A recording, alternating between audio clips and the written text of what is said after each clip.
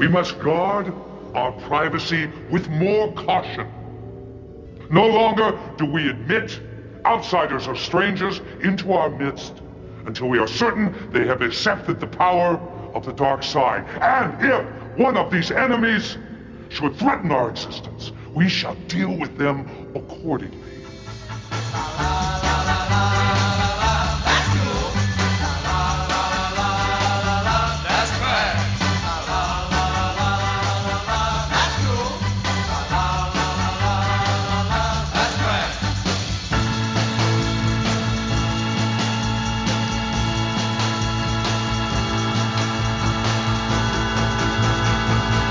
That's trash. Hello, and welcome to That's Cool, That's Trash, the podcast where we watch a psychotronic movie online, then get together on Skype to break down the crazy. I'm Matt Howell, and I'm joined today by Joe Kincher. Jacob Balcom. And these are my friends that were on the Small Wonder episode, which was one of the most popular episodes of the modern era of the show. So they're back, and we're recording live together in one room again. So we'll be doing part of a podcrawl. This is episode 70. We're talking about Mind, Body, and Soul, which is from 1992. And we're doing another podcrawl like we did with the Subspecies films a year ago. Some other folks are going to be doing Wings Hauser films. So we saw Get Even a couple episodes ago, and I was so moved by Wings Hauser's interesting performance that I wanted to see some more of his work. And so that's what we're talking about today. Who wants to do an elevator pitch of what Mind, Body, and Soul is about? So, okay, the TV Guide summary we have for this week's movie is Mind, Body, and Soul. For their 3-month anniversary, Brenda's boyfriend brings her to his Satanist club meeting and abandons her, after which she has a pretty bad week. That's nice. I like that. I don't have one. Yeah, I feel like especially it's starting with her boyfriend who, introduces her to this cult. And then, from there, it kind of just goes off on a bunch of different threads in a strange way. There's a TV talk show portion that's really hilarious. Weird. It goes off on a lot of threads that somehow manage never to be very interesting. I don't know how you would elevator pitch this one. Yeah, I mean, I guess it's this is 92, so this is kind of the ebb of the Satanic Panic thing. Yeah, but Sally Jesse's still having them on at this point. Yeah, I'm sure. So I guess one thing to note is that I picked this out for the Wings Hauser aspect, but it really stars Ginger Lynn, who is an adult film star of the 80s, one of the most popular ones. I think most people our age probably have seen Ginger Lynn in something, if you don't want to admit it. I maybe have, but I don't know it. She didn't look familiar to me.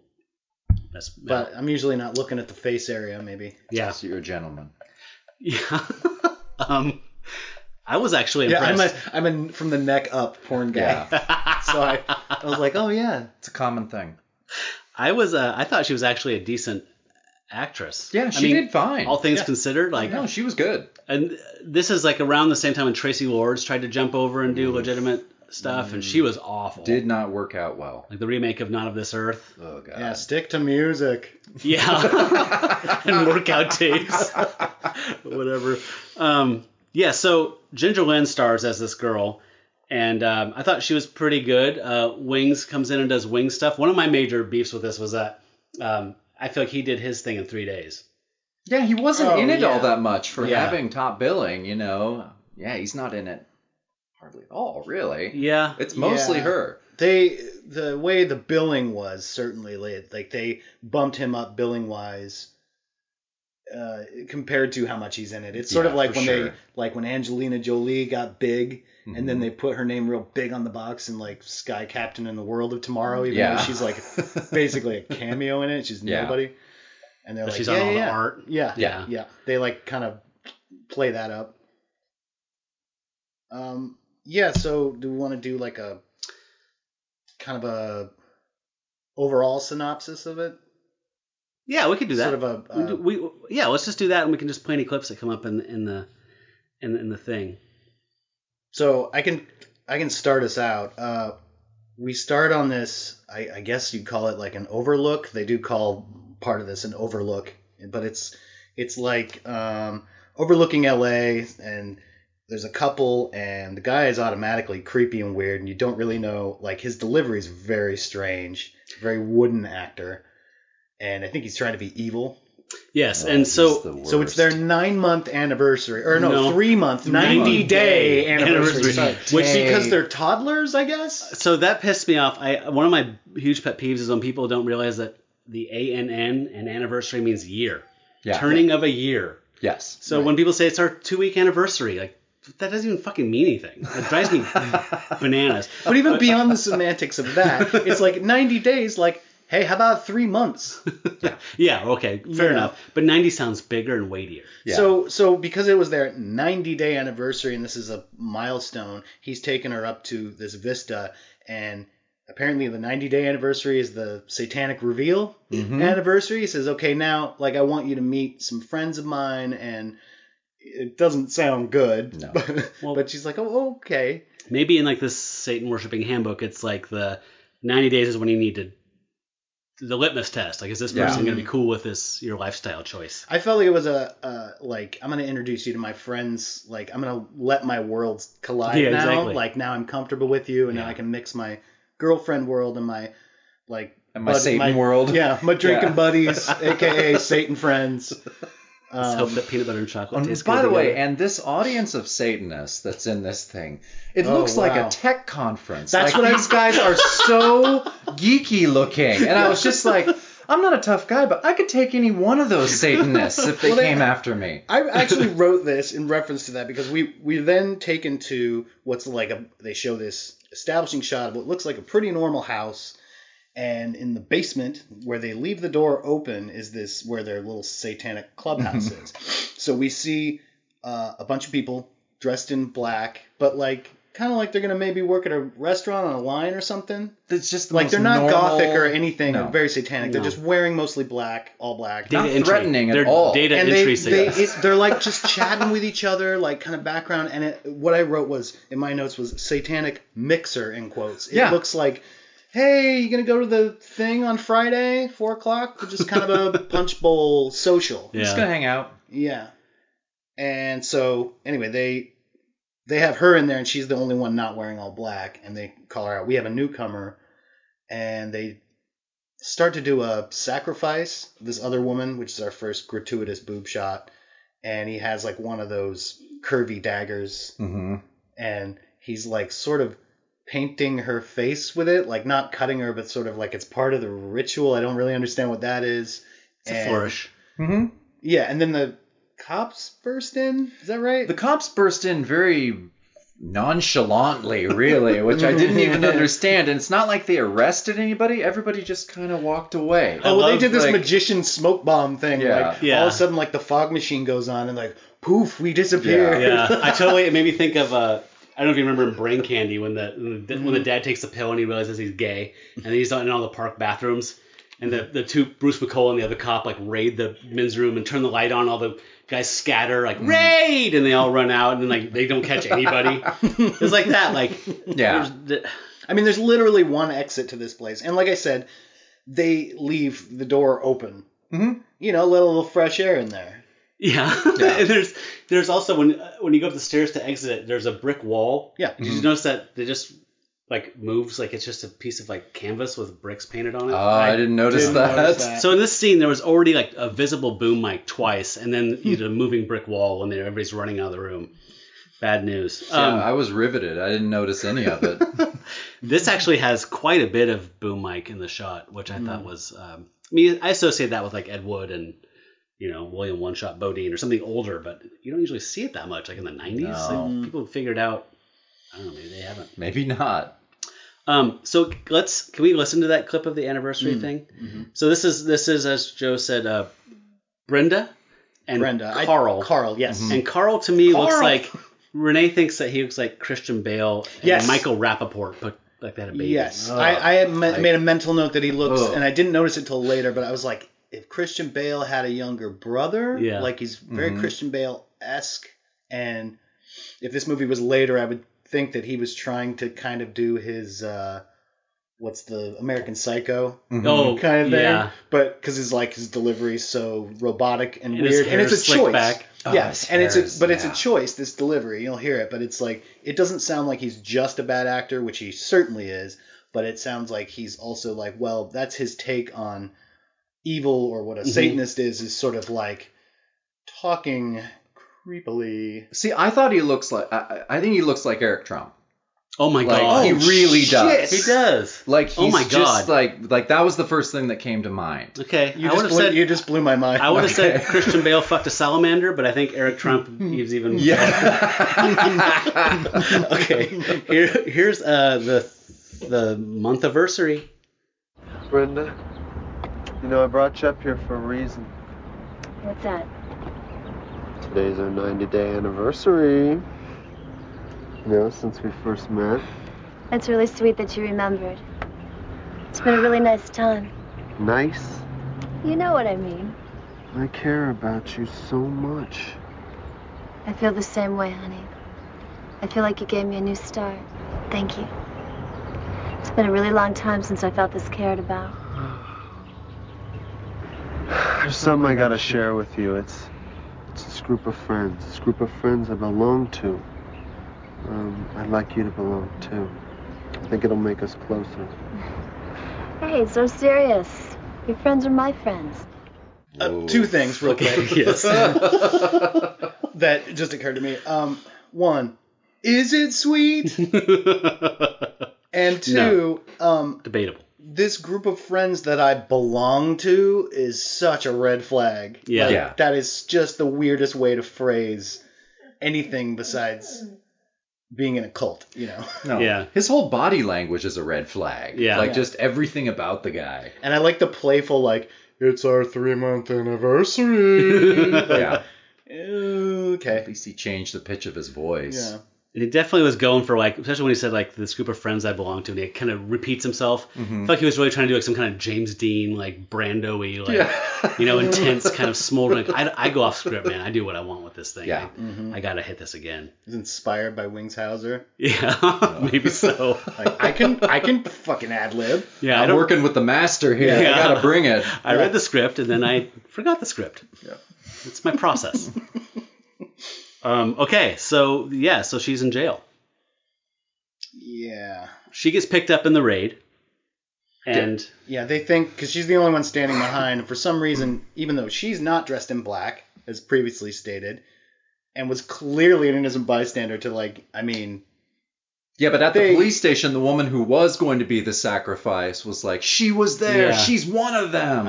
oh And yes, then because you know how that's- they Yeah. bring her in the room, right? Because that's Yeah. a typical lineup. Like here, her, yeah, her. Yes, her. I love that.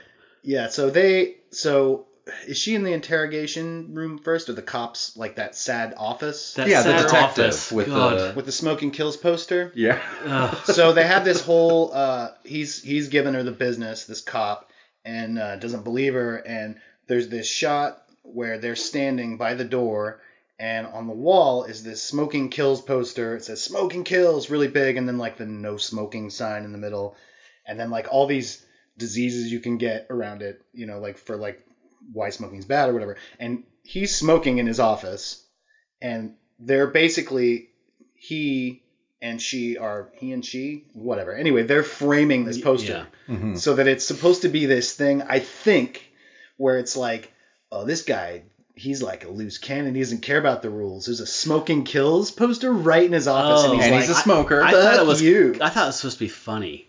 You think it's supposed to be I think like it's show both. how? Because he's a very aggressive, intense smoker. Well, and he you know? smokes through the whole thing. Yes, he tries to comfort her by Yeah. giving her cigarettes. Yeah. You know, I think- it's just like... I'm sure he smokes in the shower if we can Yes, see him shower while eating. He's like, no smoking airplane. What? What, you can't smoke in elevators now? Yeah. Come on. And he felt like he was very much like that in the 80s and 90s and these kind of like B-movie things where everybody's throwing back to 50s noirish like cops. Like Yes. It's really intense. Like Very supposed to be hard-boiled, post Dirty Harry. but completely missing the mark. But Yeah. supposed to Yeah. be this hard-boiled idea. Yeah, ridiculous. You And know. I couldn't tell if he was supposed to be funny or not. I don't think he was. It's probably worth noting at this point that this was directed and written by Rick Sloane, who is the guy that unleashed hobgoblins on the world. So if you've seen the Mystery Science Theater episode, it's the later one that has hobgoblins. It's kind of a ripoff of Gremlins and Ghoulies and critters. Yeah, there's like the security guard, that thing, and he guards this thing, and then and then this basement. And I think, is it Paul Chaplin? I think Paul, is that the MST3K guy? Yes. He said that was one of the worst films they watched, including all the screeners that they turned down. So I mean, wow. Have you seen the episode, Jacob? No. Okay, it is like I've never wanted to punch a movie as much as I want to punch. Is it brand new season? No. Oh, this is like 98. Oh, okay, so it's one of the last ones. Yes. All right. Yeah, it's like season 7 or something like Okay. that. Yeah. I'll check it out. It's very worth watching. But this guy is like they do a sketch called the Rick Sloane Problem that Mike and the Bots do. So I mean, it's definitely I think Tom Servo wants to travel back in time and stop Rick Sloane from making films. Like it's like that kind of thing. So so Rick Sloane made a movie called Blood Theater before Hobgoblins and Hobgoblins, and then this, and then he did a series of like 6 movies called Vice Academy that were sexy Police Academy ripoffs. Okay. So, that's something that I've always wanted to see in my imagination. Yeah. Every time I see Police Academy, which is often, I think, if this were sexier, perfection. So I think these are just programmers for Cinemax or something, right? Like just like This you buy them in filler. package. You probably signed a deal to do 6. Probably. Yeah. So that's I think, considering Hobgoblins and the fact that these Vice Academy movies exist, I think this was actually relatively bearable. Yeah. All things considered. No, it was absolutely watchable.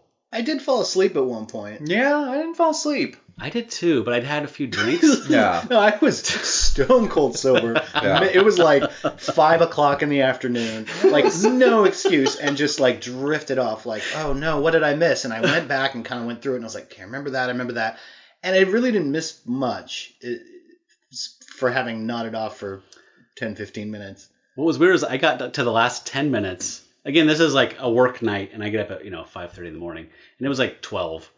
And I'd had a couple of drinks, as I mentioned. But, like, I just woke up and the credits were rolling. I was like, what? Like, I fell asleep in the climax. So you missed the reveal? So so the reveal at 15 minutes that anybody that's not blind and deaf saw, yes. So we'll talk about that very soon. So I rewound it like 10 minutes. Like, okay, I remember this. And then the climax starts again. And I fell asleep again the second time, knowing I had like 6 minutes to watch. Oh, my God. Still didn't make it. So I watched it a third time, and I finally saw the ending. And then there was the reveal. Yeah. Okay, so before we get on the reveal, we should probably mention our star, at least billing-wise. Our star. Yes. Our personal star. She's given an attorney, which is her right in the state of California, right? And it is Wings, and he's John Stockton. John Stockton. And he's going to represent her. He's very interested in her case. Miss Carter? Hi, I'm John Stockton, criminal defense attorney. Why don't you have a seat? Come on, have a seat. Can I call you Brenda? Well, Brenda, I've been going through your case all morning here, and I think you're innocent. I'd like to help you. Do you understand what I'm saying, Brenda? I'm on your side. I'm sorry, I just find it real hard to trust anybody right now. Well, that's understandable. But between you and me, you gotta trust somebody, right? Now, it says in the police report here that you didn't know any of the names of the cult members. Is that accurate? Yes. I mean, obviously Carl wasn't Carl, and I never heard any of the other ones called by name. Well, is it possible that your boyfriend might have had a phone book with their names in it? I don't know. I mean, if he did, it was probably lost in the fire. Brenda, I want you to look me in the eyes and tell me you have no idea what Carl was into. I didn't know. I swear to God I didn't know. I thought I knew Carl, but I didn't know shit. I believe it. I believe she didn't know shit either. Yeah, we have to back up for a second because that fire that she references, the cop takes her to Carl's apartment, and we see Carl up there, and he blows the place up. So that's presumably everything's destroyed. And then also we forgot, like, we see her in a jail cell where she meets Rachel. who's this other sort of very strange looking woman, I think.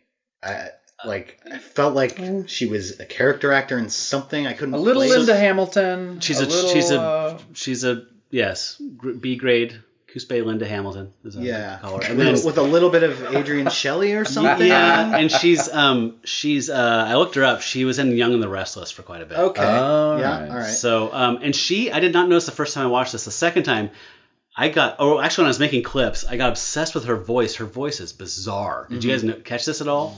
Like, wow, I have some clips of her talking. It's very strange. Utterly bizarre. But so they're cellmates, and she ends up becoming a confidant, and they're gonna, like help each other or whatever. And also the cell door, like she gets let out because they're gonna let Brenda go, like let her off.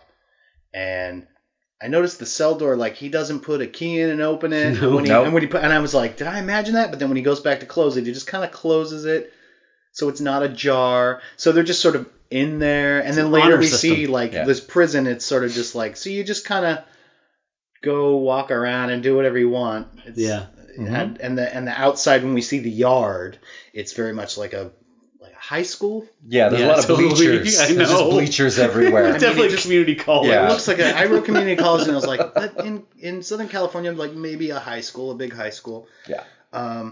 So then we need to talk about the rape scene. Do we? Not really, but just briefly. So there's this cop that lets her out, and he's clearly a bad dude.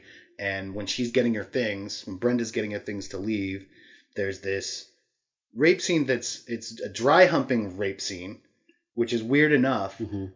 And I get why they do that, because they don't maybe want to be graphic. But if that's the point, then why is it so long? It's really long. It's uncomfortably long for a thing that's not. I mean, it's like, we get it. Yeah. You just need to establish that, and like, okay, whatever. This guy's a bad guy, raped her, she's traumatized, but it's very strange. It hangs on it more than a narrative beat. Oh, yeah. I mean, way more. Way more than is ever necessary.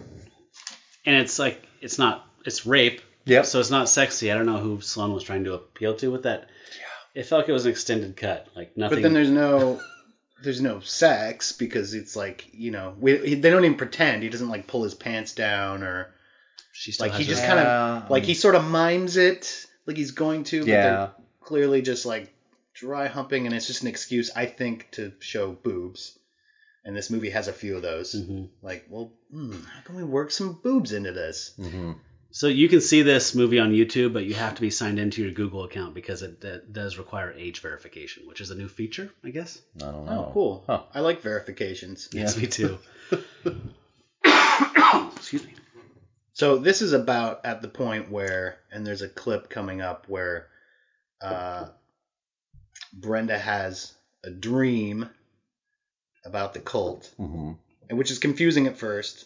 I think she's taken in by John Stockton, mm-hmm. and she's on a computer, and she's writing up like all her report, like everything she can remember. See, but as she's doing that, she's flashing back. Yeah. And so we're seeing that, but then when she has the dream, I got a little confused and like, wait, is this another flashback? Yeah, is this not happening? It's not, obviously not done super well. But the thing that we're shown in around 15 and a half minutes is the satanic cult leader, mm-hmm. right? Talking to her and kind of putting her on trial, and she's like, I didn't do anything wrong. So it's clearly a thing that didn't happen. Yeah. Because we saw all that unfold and she got out of there. So this is like a thing that projected into her consciousness, like a daydream or a dream or whatever. Right, or a vision. Vision. Because yeah, we see later that the cult can actually reach out and affect her with their satanic mm-hmm. fingers. Yeah. Whatever. But it's worth noting here, Joe, that the satanic cult leader is hooded, and he has a voice. Right, yes. His voice has changed, so he's a mysterious figure. And he's wearing like what's basically like a lycra pull-on face mask. It's like a stocking. It's like when you buy a Halloween costume, and it's like the Visible Executioner. It's just like that shitty nylon. Like that weird. Yeah, not pantyhose. It's higher grade than that. Yeah. But not much higher grade. Not much. It's like a lycra.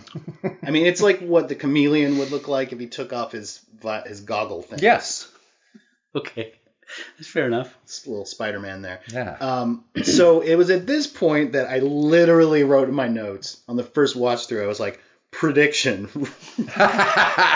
Really large prediction. And I had a note at 15:45 mark. Wow.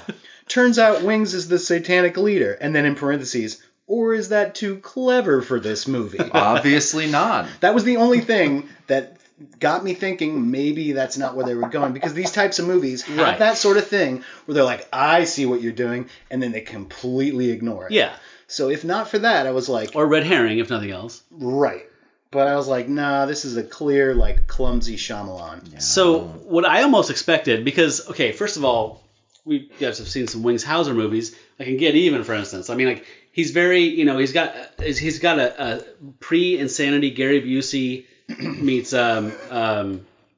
Dennis Hopper kind of energy, right? Very loose, very whatever. So, I mean, he's very effusive and animated. So when the satanic cult leader is doing these grandiose gestures with his hand and these finger curls and whatever, it's just like, well, that's Wings. And then there's that. Yep. And then the flowery speech. Even the flowery speech, and even as though his voice is pitched down, you can tell it's him. And then third of all, he has Rick Schroeder fucking wristbands on. like silver spoons. Did you notice this? Like Renee, when I was watching with my wife, and she's like, well, He's got a friendship bracelet. why does he have bracelets on? I was like, I don't know, it's 1992. And then we see the next scene with John Stockton, he's got the bracelets on. It's like, is that intentional, or is that just really shitty? It's like an Easter egg. Yeah. So it's the laziest Easter egg ever. And he's got they do the voice modulation, the classic, like, like Zach Galifianakis said, can you make me sound like a monster, Scared monster, or like an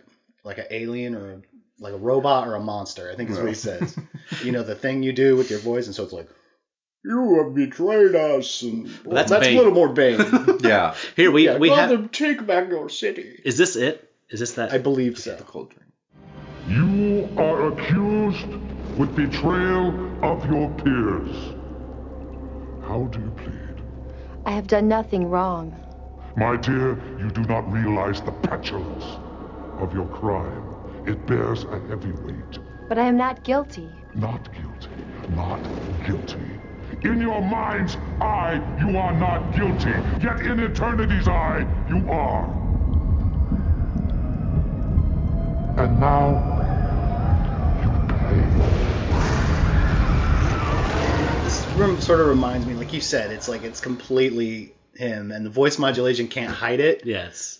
Even though we haven't seen him a lot in this movie, there's something that's a giveaway about it, and it's sort of like if somebody well tries to disguise their voice, and they sort of can't. There's some kind of like subconscious tells or something where you're like, there's something in your voice where it's gonna match up, and I can discern it. And it always bugged me in movies, much better movies than this one, or like murder mystery TV shows, where they would do the thing to disguise their voice and they put the handkerchief over the receiver, and I'm like, like you're not. That doesn't work. I feel like that's a thing.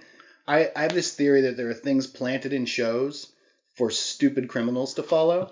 Yeah, I can see that. Do you know what I mean? Where they're like, well, we can't show you a real way because we don't want to give you any ideas. Yeah. So just put a pocket square over the mouthpiece. Yeah, so we'll just show you this, and you'll assume it works. Yeah, but as long as it's a rotary phone, it works. Yeah. Like that's the requirement. Yeah. Right, but not on the modern phone. No. Yeah, so that always bothered me, and this is sort of like, I mean, at least come to think of it, like, how is he modulating his voice anyway? I guess it's supernatural. Let's go with that. I thought about it, and I was like, maybe it's like Mysterio. We're going very Spider-Man today. It's on all our minds. Like it's in the hood or something. I don't know. Or like, have you seen Arrow, the TV show Green Arrow? Like he has a thing, something that, he has a hood and his domino mask on. He has something in the hood that does that to his voice. That's like now, if this were made, he's rich. If this he were is made very rich. If this were made today, they'd probably just have him do like the superhero, like, I'm talking like this. Or just have an app on his phone that he just puts up to his, I'm sure that exists, right? Oh my God. Probably doesn't like inspire leadership qualities. No. For a cult. Yeah, Coven cult, whatever they are. Okay, so that's the setup basically. I mean, that's this. After this is when, in my opinion, they've established what's going on of the characters and the tension and the whatever. Even though they're not supposed to know who this is apparently. This is where it kind of splinters off into several different sub-stories or threads that never, like Joe said, never really landed for me. No. Mm-hmm. We go straight to the talk show from this, right? I think. Well, no, because she talks to her on the phone first, the talk show lady, who's like, who has a real, like, I see what you did there, talk show kind of name. It was like, like a Ricky Lake. It was like Rona Lake. Joan Lake. And her theme song. Like Joan Rivers and I have it. It is the awesome. Perfect mimic of that era's Sally Jesse. It's like actually keyboard, really good. Keyboard Phil Donahue. Trumpets. Yeah. It's golden. So just so we can kind of start moving forward here. She's, as you're saying, Jacob, John Stockton wants her to write out the entire account. He tells her it's because he's representing her in court. The reality is the cult leader, he wants to know what she knows so he can protect the coven. So she remembers that, that Carl was kind of weird. And she remembers that he wanted to have hot candle wax on him, which we have a clip of that if you want to hear that. And then he shows up at the door immediately after she writes that passage, probably through satanic power. I don't know. But and then she calls the cops. John gets pissed off. He's like, you never call the cops. You call me first. And, if you didn't know. We kind of buy it because the cop's such a dick. Yeah. And a fuck up. That we're like, if I was in her position, I probably would have called him first, too. Yeah. So we still kind of maybe believe it at this point. Yeah. So then we kind of jump forward to Joan Lake. Why is... She wants to get her story out. Why does anybody know who she is? This is a news story?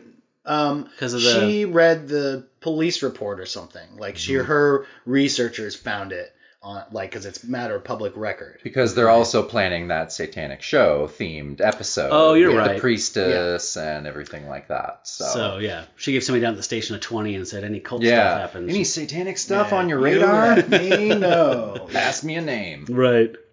So she goes on this show presumably to get her story out there. Where she meets the handsome, humble PA that becomes Sean. Yeah. It's a good intro for him here. Yeah. And Stephen Dorff, who does Craig he Sheffer. look like? Yeah, he looks like a heavier... He looks like Craig Sheffer from Nightbreed. Remember that guy? Yeah.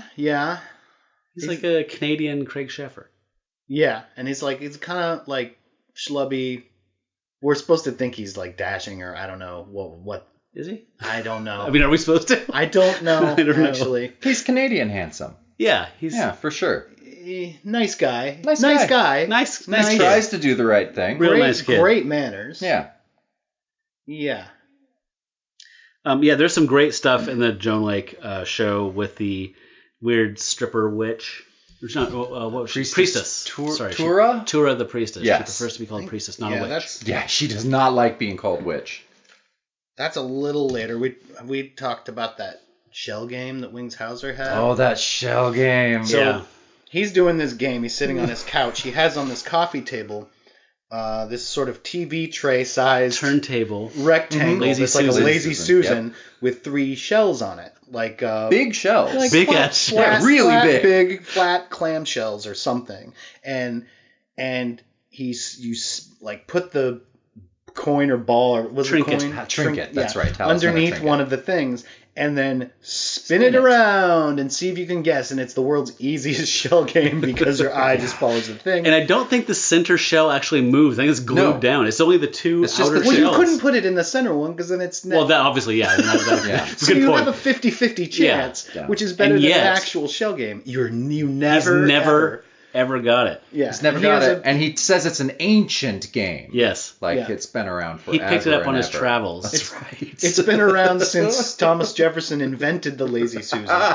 So at least since the 1800s. Mm-hmm. It is a Lazy Susan based game. It wouldn't work without the Lazy Susan. No, you're right. That's literally what that is. I don't know if I have any of that, but I do have the conversation they had immediately after he shows her this. But there was a little bit of the mind control or whatever the magic is that happens with the coven, because he said that in the old days, the kings would have their serfs or whatever play it, and if they lost, they would cut their finger off. That's right. And then he has her spin it, and then he reveals... He leaves the room. He's like, I'm going to bed. Good night. She looks, and there's a severed finger in the shell. So he's already getting in her head, like in Lost Boys, with the noodles and the worms. That kind of thing is going on. But here's what he says to her after their discussion about the game, why he's so invested. Listen, there's something that I've been meaning to ask you. What's that? Why is it that my case is so important to you?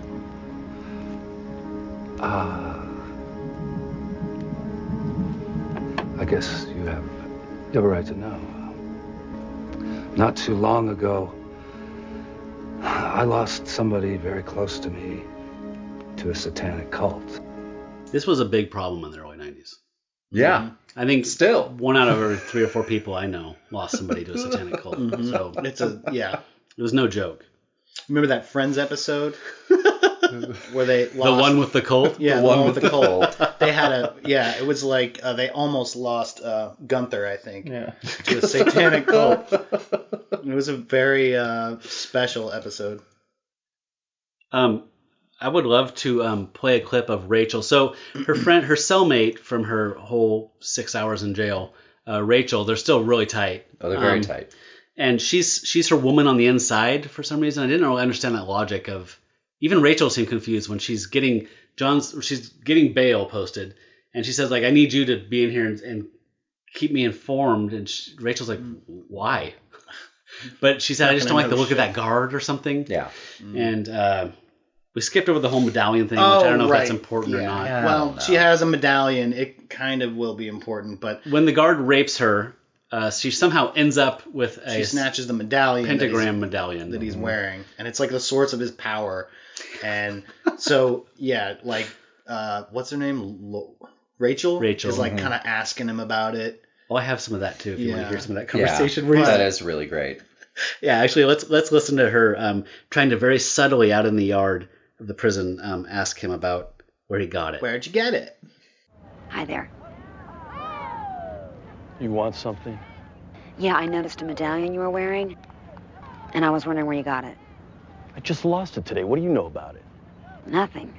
I was just admiring it earlier and thought you could tell me where you got it. What are you getting at? Well, I was watching the news, and I saw those people obsessed with cults. They watch too much television. I just like the way it looked. So where'd you get it? It was given to me. So you don't think I could get one just like it then? You ask too many damn questions. Sorry. I'm not trying to cause any problems. Wait a minute. Are you sure you didn't see what happened to it? I'm positive. If I see it, I'll let you know. Are you sure you don't know where it's from? Are you sure? Oh, so you don't think like I could get one? Yeah. I could get one. I could get 3 right now. You don't think I could get one at the mall? Okay. Oh my god. So yeah, her voice. There's another clip where they talk about how they shared a dream. Mm-hmm. Maybe there's like a little Rosanna Arquette going on. Ooh. I don't know. I can't isolate it. Okay. I don't know. Well, can we hear another one then before we move on to the Joan Lake stuff? Okay, because now I'm getting. Maybe it's just me. First of all, let's preface this by saying that. So Brenda has this dream about the cult again, and there's another woman's trussed up and is sacrificed and beheaded. Yes. And she finds out after Rachel gets out that they had this exact same dream. And John's house becomes kind of just a hangout club for everybody. If I was John, I'd be pissed off because then Rachel's hanging out and then Sean's hanging out. Yeah. And I thought John and Rachel would hook up and then just hang out by the pool, guys. Yeah. Soda's in the fridge. Yeah, exactly. Right? Just play my Rockola jukebox all you want. So here's Rachel and Brenda talking about their shared dream. What was so important? It was really unpleasant. This girl had been mutilated and they found her body at the city overlook. I was reading your story. I hope you don't mind. No, it's fine. There's something in here that gives me the creeps. The part about this meeting you went to. Well, I had this nightmare last night where this girl was being sacrificed. It was exactly the same as this. You dreamt this? Yes.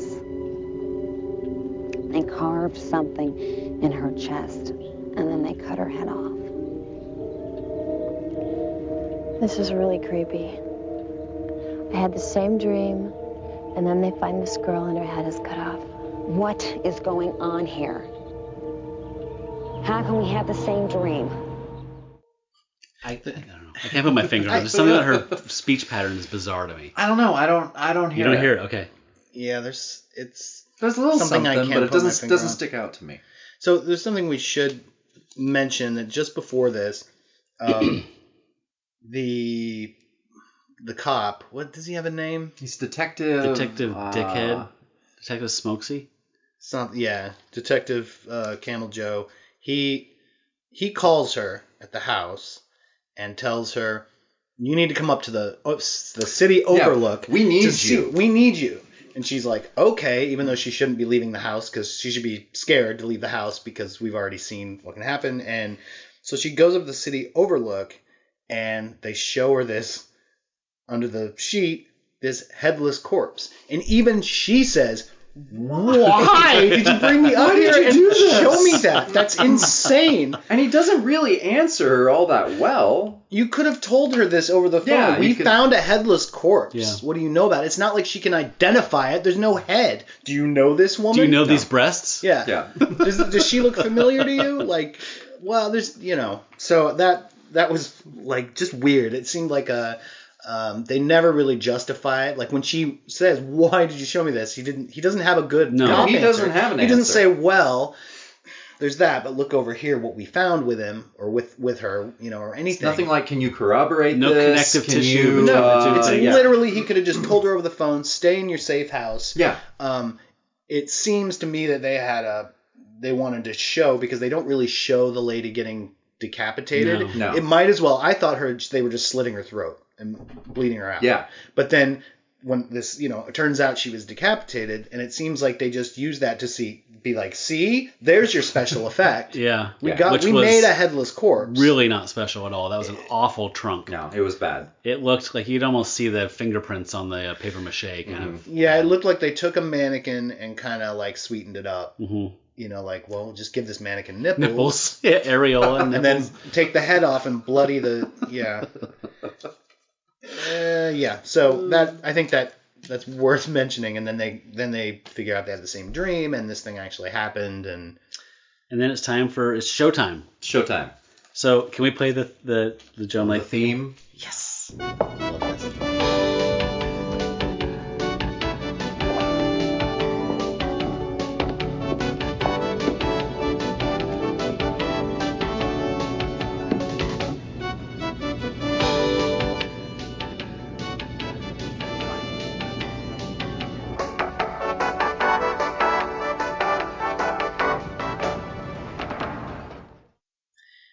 Yeah, what's great about that, and what's one of the best things in the movie, is you know exactly what that's a theme for when you hear it. Yeah. Out of context, whatever. Yeah, you're when just you like, hear that, you hear. "Oh, that's like a talk show interview, news magazine-ish thing." Yeah, like you completely picture it. Yeah. Do you think that themes now still sound like that? Like if you modern 10 years from now, will it sound like? Yeah, I mean, we'll still have the same musical construction. Like, is there an inherent thing about it that just says this is shorthand for this is going to be a talk show, and you could do it on a Mellotron 20 years earlier. You could do it on something in the future. Is it just like a? I kind of think there is, because they used to make these records that were sort of open source for DJs. In the KPM ones? I don't know if they are, but maybe. Yeah, there's this one I have called Just a Minute, and it's whole 2 sides of just 1 minute tracks of different stuff, and they all have kind of a feel to them, and they'll label it whatever. So it's like breaking news or whatever it is. And so I think there is kind of an established over the years a sort of vocabulary. It's like we know. I mean, soundtracks use that all the time. They'll use it's a shorthand where it's like a droning note is like suspense and that kind of thing. So I think certainly there's that would apply. Well, that's my new ringtone. That's all I'm saying.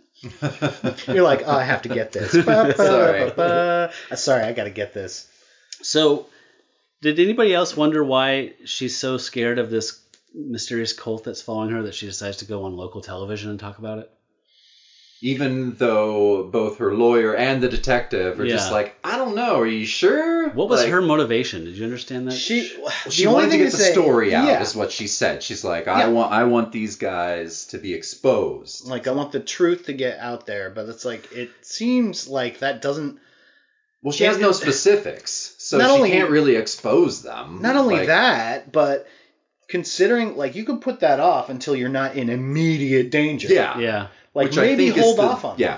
So that seems insane to me, like the cost-benefit analysis of like telling your story and putting a face to the name and the story and whatever. Like, it sounds like you just have, because this is supposed to be a nationally syndicated show, is sort of, I think, what we're led to believe. Was it? Okay. Yeah. And so now you're putting Satanists all over the nation on alert, like, if I see this non-Satanist bitch, I mean, it's so weird. Why would you do that to yourself? Oh my god! But the talk show is also, it's a great vehicle for the introduction of the priestess. Yes. I think we have some of her. That might be its only reason for existing. I think so. Yeah. So here's, they're talking a little bit about, let's see, 2 clips. Now, priestess, you say that these sacrifices are symbolic. On today's news, a body was found decapitated with a pentagram carved across its chest. I think that this is more than symbolic. You shouldn't jump to conclusions. There is no proof who is responsible. It could have been a group of teenagers experimenting with something they learned from a heavy metal album. Because, you remember when you experimented with beheading? Yeah, I do. Yeah. Weird period. It was after that Judas Priest record. Yeah, it was. That was a good record. Too bad. You don't dabble in beheading, though. No, it's kind of an all or nothing situation. So, the Priestess Tura sequence kind of... I did not expect a summoning and an audience with a demon in this movie. You didn't expect how they got there? None of it. Yeah. I don't know. That totally threw me. Like, I was really happy when it happened. Like, oh my god, they're doing a cheap effect, and there's a demon talking. Yeah. And then it seemed like he seemed like he was eager to talk. Like, he just... They could have kept on the line for a while. Oh, yeah. Maybe had swapped recipes or something like that. But I just liked that he was summoned basically by her. It looked like her working out on a sexy Bowflex. Like, she just kept kind of rowing with her breasts exposed. Yes. And kind of doing this weird motion while basically sitting. Yeah. Don't knock it till you try it. I guess not. I mean, it looked a little strange, but it did something. Hey, whatever works. Whatever works for Tura is fine by me. I'm not above exposed breasts, gratuitous breasts, but that was a weird Stevie Nicks kind of. It was very funny. Yeah, and the demon basically says, "Well, here, use this thing, and there's this phrase that you can use to harness the power or ward off evil or something." Right? Right, and we also get our title. Mm-hmm. I don't know if there's a word for that when they say the name of the movie title, but like our friends Pete and Amy used to snap their fingers whenever they're in a movie, and somebody would say the title, they do the beatnik clap. I guess this is a lot like a Pulp Fiction. Yeah. This is as good as it gets. Yeah. I can sit here and just do that. They do actually say that in the movie, don't they? Yeah. Well, I guess this is as good as it gets. Maybe this is as good as it gets, I think, is the actual line. Okay, so let's listen to the demon talk a little bit. If you are here, make yourself known. What is that? Silence. You'll frighten it away. Speak. Where do you come from? Why have you summoned me from beyond? Oh my God. We need your assistance in a matter. What is your wish? We need to free this girl of a demon that haunts her in her sleep. I also want protection against the dark powers. I will help you. Bring me heliotrope, dill, elderwood, and flaxseed.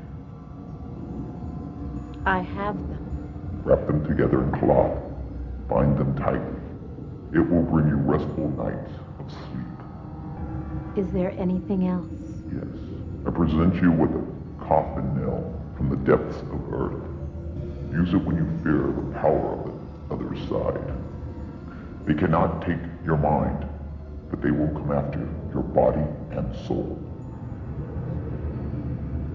Is that everything? Yes. Use them wisely. It will only work for those who believe in the power. And remember, beware of the man who bears ill testimony. Wait, what does that mean? Silence! what does that mean? Did you guys ever figure out? No one really comes and bears ill testimony. No, and it never. I mean, I guess is ill testimony the same as false witness? So maybe it's John Stockton. Maybe it's just like, don't believe that John Stockton guy. Okay. I do like though in that clip. I never really noticed. I didn't notice it the first time, but they're like, oh hey, this is sort of like just like hey, while you're at it, I'd also like protection against the dark forces and next week's lottery numbers. If that wouldn't be too much trouble, like that'd be nice. Thanks. And he mean a lot to me. He goes down to a very farmer's market level with his ward or whatever that thing was that he's supposed to be making. Farmer's market? Cream of mushroom soup. Yeah. You're going to need Sousson saffron chicken stock. What is the thing that precipitates the climax of the story? Boy, that's a good question. So Sean, the guy from the studio, they make Sweet Love. Yes. Mm-hmm. And in then John Stockton's house, right? Yes, because they go back there. And then Carl comes to. Yeah, the cult leader has sent Carl to erase this loose end, and he finds a woman in the shower. That's disposes of her, thinking Rachel. It's Rachel. It's Rachel, thinking it's Brenda. Mm-hmm. And then Sean enters, and they battle, and it's one of those classic knife fight things. We have some of the battle music here. It's very stirring. And it's one of those cliche things where they're fighting, and then one person rolls off the other one, and one has a dagger in their gut. Mm-hmm. You know, same thing as like when you fight over the gun, and then one person falls over. That suspenseful, stupid moment. Yeah, who got shot? Well, I bet it was the bad guy. Let me see if this is as good as I remembered it being. It might not be. But if you could leave...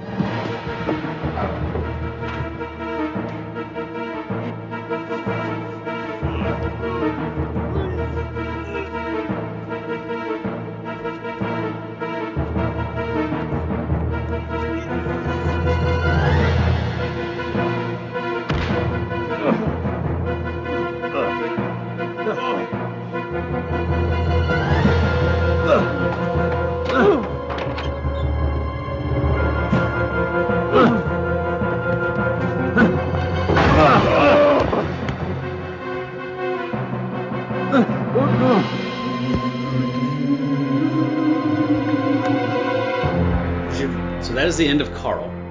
Carl gets killed. I'm really struggling to get to connect the pieces here. Okay, to so the ending.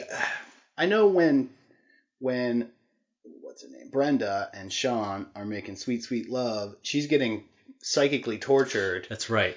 By a spell by Carl.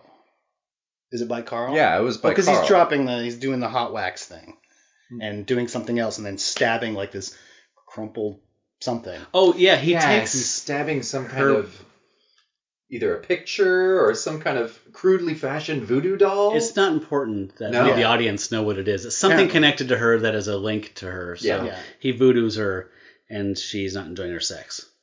Yeah. And I just can't remember. Does she get kidnapped and taken to the Coven location? How does this end? Boy, I thought it ended at John Stockton's house, didn't it? No, because she ends up in the Satan basement.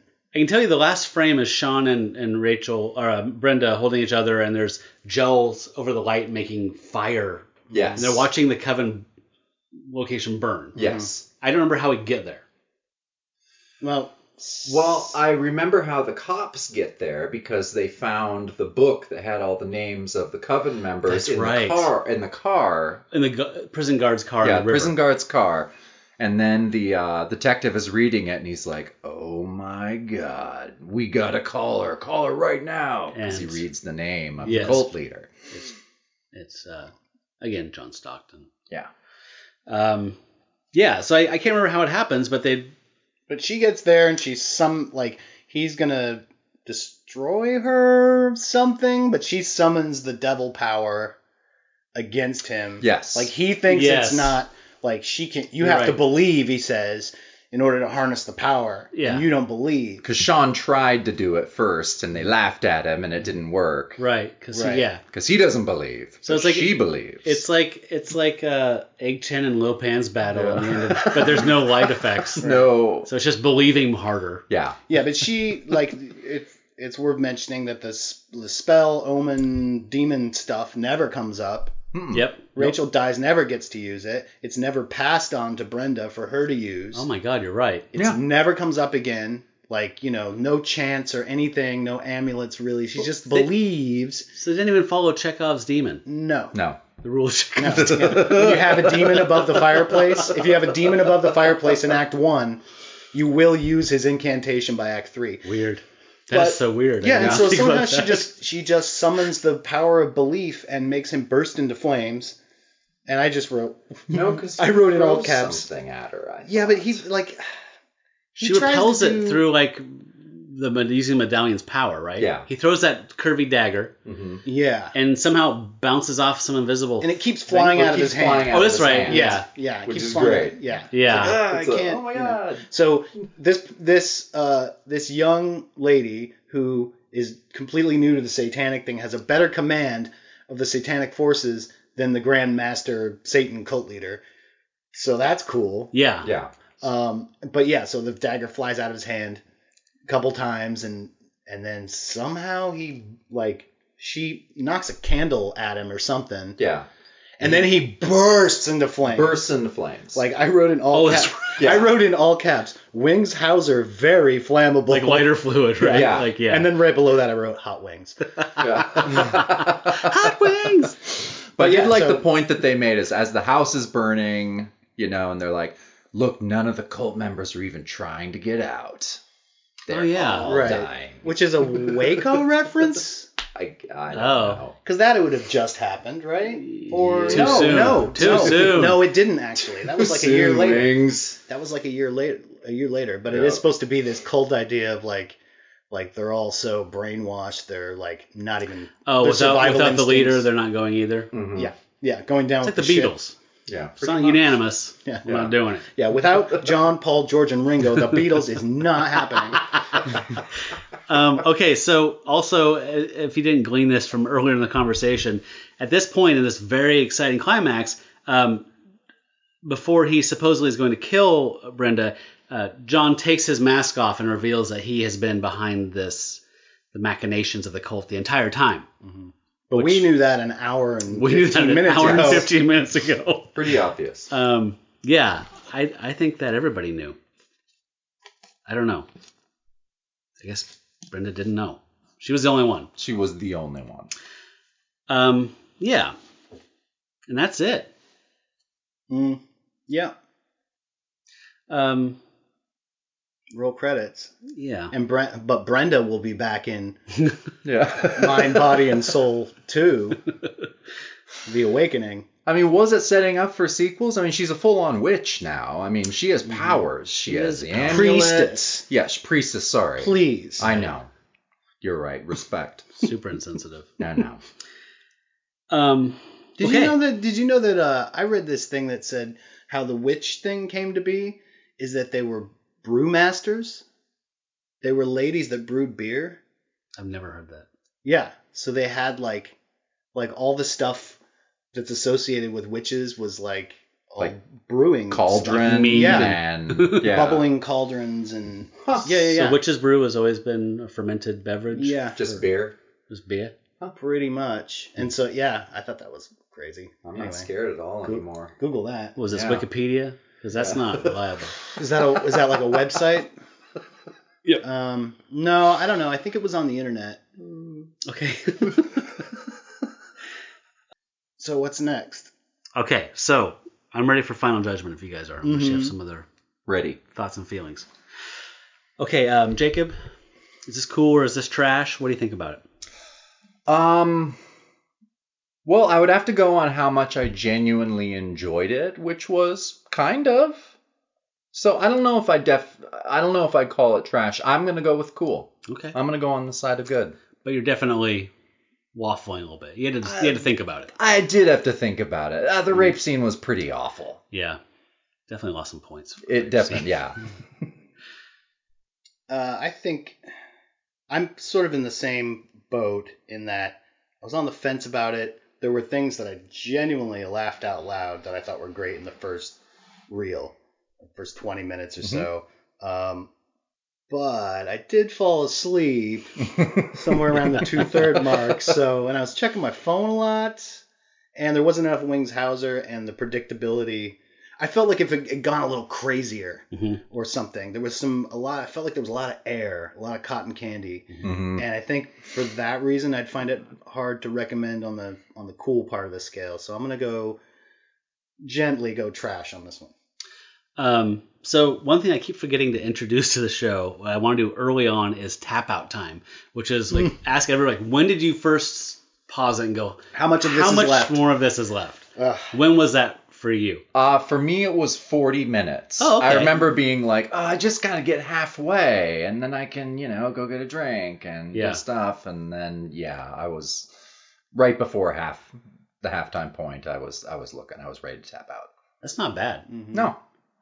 Like, yeah, I think it was about midway. Was it? Yeah, I think that's where it starts to really lose steam, where it's like, all right, where are we going with this? Is we just kind of like, is this just... Well, at that point, I'm like, I have to look. I'm like, okay, is this a 70-minute movie or a 90-minute movie? And I'm like, 95 minutes. Okay. Yeah, because it didn't feel like at some point that it had enough to sustain. It was like, so we can wrap this up? Because it just felt like spinning wheels. Yeah, maybe a 77-minute runtime would have been a little more palatable. Or even like 80, which is pretty standard. Yeah, it's pretty standard, but yeah. So it's pretty funny because I had the same experience you guys did with this, but like by the time that it wasn't like how much is left.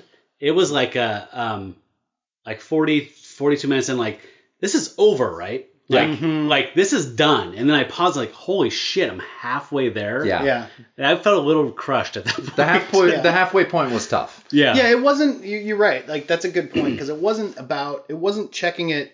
We've done movies before where I've checked it way earlier. 6 minutes in. And multiple times where I'm like, oh, you kidding me? But this, it was like, it wasn't completely about boredom. It was more, like, you're right, like, more about, like, where are we in this narrative? Yeah, right.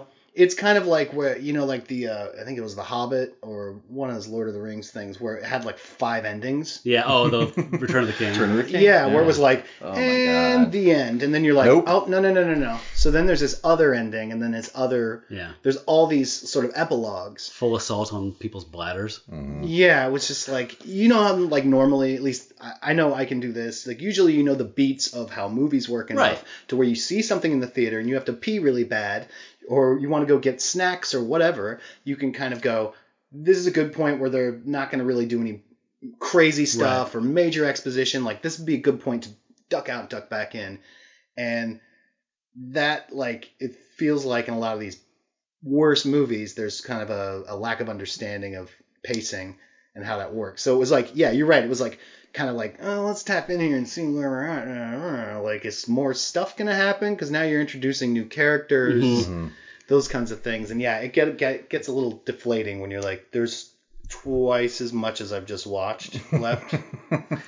Yeah, it felt like they were working up towards a TV series, and there's just nothing there. Like a backdoor pilot. Yeah, like, oh, now Sean is, I guess, I'm a Sean fan. I came in when Sean got introduced, like season 4. And she's going to be like a traveling witch. Yeah. Like goes from town to town, like Kane and Kung Fu, or teams up Renegade with Banner. Yeah, that's what I was just thinking. Incredible Hulk. That's a great crossover episode. That would be good. She's like Lobo. Yeah. Renegade. Okay, so I feel like for my judgment, I think Joe and I kind of fell in line here. I loved the first like 20 minutes. Loved Wings coming in. I was so excited. Thought this was going to go some weird places. Didn't. Just kind of fragmented and spun its wheels for a while. Showed some boobs whenever I thought we were getting bored. And then kind of ended inexplicably with a demon not being used and just kind of shat the bed at the end. I don't know. So for me, it's a trash only in the sense that I wouldn't recommend it. I mean, that's my yardstick for this. Like, would I say, Joe, I just watched blank, you got to see this. It's totally get a 6-pack and a pizza and watch this. I wouldn't do that for this. So it's a trash for me. Yeah, it's sadly. And I think I agree with Jacob that if there's more wings, or maybe as you said that, I don't know, but if there's more wings in it and it had a little more just balls out craziness, I could have totally been on board, but it just never landed. Instead of like, hey, I know you're getting bored, but here's some boobs. And you're like, all right, I'm back in a little bit. Okay. Yeah. Maybe it's that I'm getting older that boobs don't fix everything, but they don't fix everything. No. Okay, so we have a split decision, but that's okay. But 2/3, so majority rules. So high five. You guys rule. I drool. We got to cut your finger off. That's okay. Yeah, put it under the shell. Shell game time. Jacob's finger in his shell. So, and this isn't required as part of the pod crawl because Wings gets a pass for me. But does anybody have an antidote for anything, or want to suggest something either that's just randomly pops in your head that people should check out, or something that's cult related in any sense of the word cult? Boy, nothing's. I got something. Oh, good. I got some. Okay, what is yours? Well, mine. I mean, I'm a big proponent of it, but Celebrity Bowling on Amazon is the antidote to everything. 70s Celebrity Bowling. It's from 1971 to about 75. Okay. It's all your B, C-list celebrities. There'll be Trini Lopez and Scatman Carruthers versus the guys from Adam 12. And everyone's wearing really rad outfits. Oh my god. So this is Amazon Prime? Amazon Prime has like 4 seasons of it on there, and it's the best palate cleanser on earth. Yeah, it sounds like it. I will vouch for that because the Decades channel, this is how my introduction to Celebrity Bowling was. The Decades channel does a thing on the weekends where they'll take some show and marathon it. The binge. And and it was, I was working on a project in front of the TV and had that on, and it was the best like background kind of TV. I think you know what I mean. So it was just like sort of like, oh look, there's that's so and so from whatever that show was. Oh, it's the Barney Miller guy. Okay, and then back to your project. Excuse me. So it's a very fun thing. It's like it's not a pay attention type of watching though. No, I have to say, I would just want TV on in the background and I'll kind of check in once in a while. Yeah, I'm making a sauce over here. Yeah. But I did learn from this that Bob Newhart is a really good bowler. Not surprised at all. No, him and Roy Rogers were the best skill level wise. I mean, Roy's a pro. He's got a pink bowling shirt with his name on it. Yeah. I mean, he's a classy of course he dude. Does. Well, and they have that show's interesting because they know a lot of these actors aren't going to be great at bowling, not it's at best all. Ball system, right? So they do best ball like you would at pitch and putt golf, and they have a coach there who would be like, you have a 7-10 split, and they'll come up and kind of coach him and say, all right, so what we want to do is kind of get over here and and kind of help them bolster their game a little bit. So it's sort of this celebrity handicap system, which I imagine is kind of what regular life is like for a B-list celebrity. Yeah. It's sort of like, oh, you're on TV, so I'll help you out with that. Let me get that door for you. Not because I respect you. I don't think you can work the material. But you're famous. And I recommend the Edie Adams episode. Okay. From Return to the Valley of the Dolls. Okay. Yeah, she's everything you would expect her to be. Okay. Is Don Rickles on any of them? Because I think he would be a good bowler. He'd be a great bowler. I don't remember him being on. Okay. He might be too big. Yeah, he's too big. Oh, it's okay. You're right. No, I mean, he's all hanging with the Rat Pack. Yeah. He's probably too. He doesn't have time for celebrity bowling. I just figured I know he and Newhart hung out together or buddies in real life, so thought maybe he would just deign to be on. No, as far as celebrity bowling, Newhart's not there to make friends. He's there to win. Kick ass. Yeah, and he does. I love that. So it's like they went to Bob Newhart with this idea, and they're like, man, that's a good get for celebrity bowling, and he's like, oh, I can fucking bowl. Yeah. Oh yeah. No. Yeah. Oh, it's on. Yeah. This isn't a charity thing. Yeah. No. This is a Bob thing. He's like, do you know what a turkey is? You will. All right. Well, that sounds like a good palate cleanser, like you said. All right. So you guys, thanks for being on here today. And folks out there, please check out the rest of the podcrawl. It's a great way to check out some other cool movie podcasts out there. You can find our posts about this on Twitter at that's_trash, and on our website, that'scoolthat'strash.com. We'll have links to all the shows, which movie they're reviewing, and we'll get kind of a synergy thing going on. And we're also using the hashtag June is Wings Hauser month, and a hashtag Wings on Wings, I think is the other one that some of the guys are using. Oh, he would be good on that show. So please check out some of the other Wings Hauser podcrawl. And Wings, if you're out there listening to this, please contact me. I want to have you on the show. I love you. Love you very much. Okay, so thanks again, guys, for being on. Yeah. For That's Cool, That's Trash, I'm Matt Howell. I'm Joe Kincher. I'm Jacob Malcolm. You folks out there, stay trashy.